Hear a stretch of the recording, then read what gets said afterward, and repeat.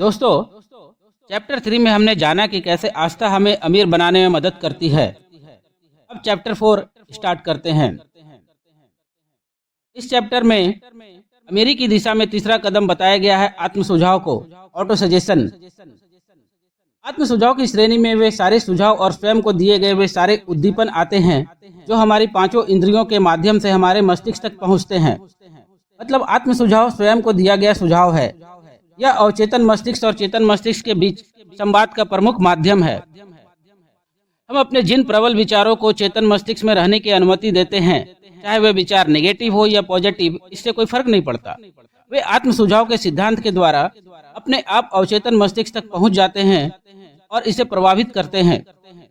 यह कहा जाता है कि अवचेतन मस्तिष्क एक बगीचे की तरह है, जिसमें अगर बेहतर फसलों के बीज ना बोए गए तो अनुपयोगी पौधे प्रचुरता में उगाएंगे। आत्म सुझाव नियंत्रण की वह एजेंसी है जिसके द्वारा हम अपने अवचेतन मस्तिष्क के इस बगीचे में सकारात्मक प्रकृति के बीज बोते हैं, या फिर हम इसकी सही देखभाल नहीं करते और नकारात्मक प्रकृति के विचारों को इस बाग में अंदर चले आने की अनुमति देते हैं, जिसके कारण हम हमेशा गरीब बने रहते हैं। पिछले चैप्टर में लिखे अपने धन की इच्छा के वक्तव्य को हमें डेली पढ़ना है और यह कल्पना और अनुभव करना है कि यह धन हमारे पास है और हम इसके मालिक हैं। अपनी धन की इच्छा को जोर से पढ़ते समय यह याद रखना है कि सिर्फ शब्दों को पढ़ने से ही काम नहीं चलेगा, जब तक कि हमारे शब्दों में प्रबल भावना या प्रबल इच्छा ना हो। हमारा अवचेतन मस्तिष्क उन्हीं विचारों को पहचानता है और उन्हीं के अनुसार काम करता है जिनमें प्रबल भावना और प्रबल इच्छा होती है।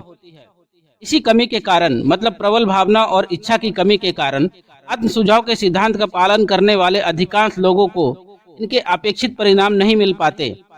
आत्म सुझाव के सिद्धांत का प्रयोग करने की हमारी योग्यता बहुत हद तक इच्छा पर एकाग्रचित होने की हमारी क्षमता पर निर्भर करेगी, जब तक कि यह इच्छा धधकती हुई आग की तरह प्रबल ना हो जाए। क्वेश्चन: हम अपनी एकाग्रता की शक्तियों को किस तरह प्रबल बनाएं? आंसर: ऑथर बताते हैं कि हम अपने विचारों को उन निश्चित धनराशि पर एकाग्र कर लें जो धनराशि हमने अपने मन में निर्धारित की है। हमें अपनी आंखें बंद करके अपना पूरा ध्यान लगाना है जब तक कि हम उस धनराशि को भौतिक रूप में सचमुच ना देख ले। इसे हमें डेली करना है। हमें अपने आप को उस धनराशि के स्वामी के रूप में देखना है।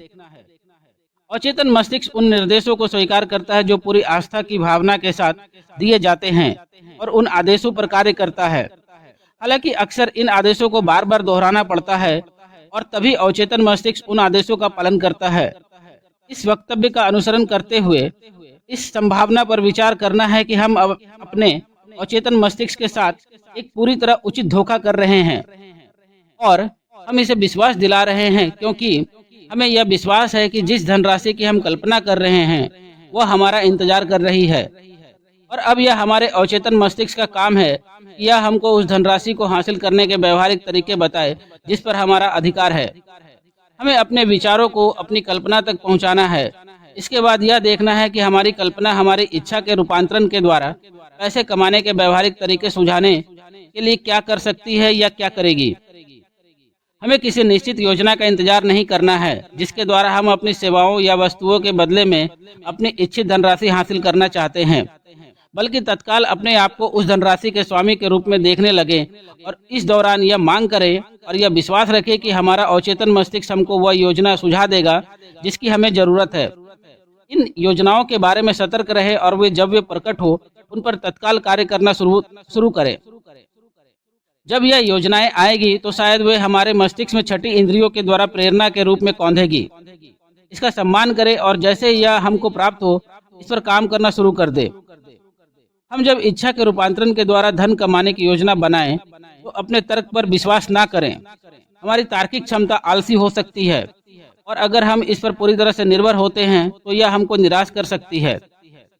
जब हम उस धनराशि को सचमुच कल्पना में देखें जिसके हम स्वामी बनना चाहते हैं, तो बंद आंखों से अपने आप को वह सेवा या वस्तु देते हुए देखें जो हम इस धन के बदले में देना चाहते हैं। यह बहुत जरूरी है। लेखक बताते हैं कि हम 6 कदमों से अपने अवचेतन मस्तिष्क को प्रेरित कर सकते हैं। फर्स्ट स्टेप: किसी शांत जगह पर, जैसे रात में बिस्तर पर, अपनी आंखें बंद करके उस धनराशि के बारे में लिखे हुए वक्तव्य को जोर से दोहराना ताकि हम अपने शब्दों को सुन सकें। वह समय सीमा जिसमें हम यह धनराशि कमाना चाहते हैं और उस सेवा या वस्तु का वर्णन जो हम उस पैसे के बदले में देना चाहते हैं। जब हम इन निर्देशों का पालन करेंगे तो हम देखेंगे कि हम पहले से ही उतने धन के स्वामी हैं।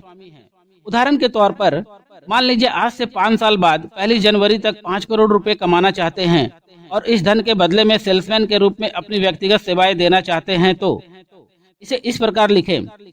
1 जनवरी 2025 तक मेरे पास 5 करोड़ रुपए होंगे जो इस दौरान मेरे पास समय समय पर विविध मात्रा में आएंगे। इस पैसे के एवज में मैं यहाँ पर उस सेवा या वस्तु का नाम लिख दें जिसे हम बेचना चाहते हैं।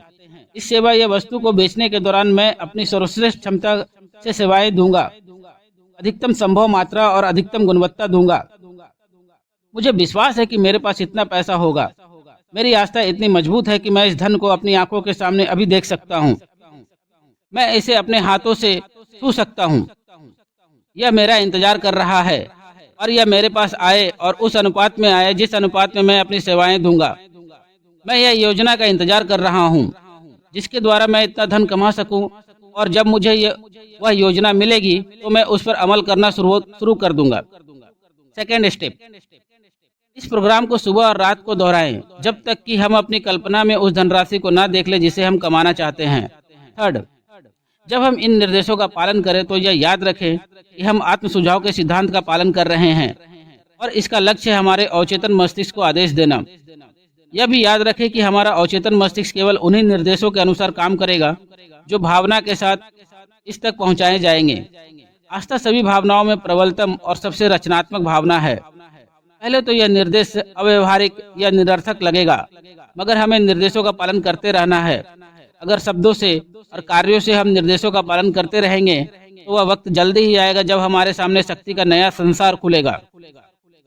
लेखक कहते हैं कि नए विचारों के प्रति शंका का भाव रखना हम लोगों के स्वभाव में है, मगर हम इन निर्देशों का पालन करेंगे तो हमारी शंका आस्था में बदल जाएगी और जल्दी ही यह आस्था पूर्ण आस्था में बदल जाएगी। हम इस धरती पर अपने भाग्य के निर्माता स्वयं हैं, क्योंकि हमारे पास अपने अवचेतन मस्तिष्क को प्रभावित करने की शक्ति है।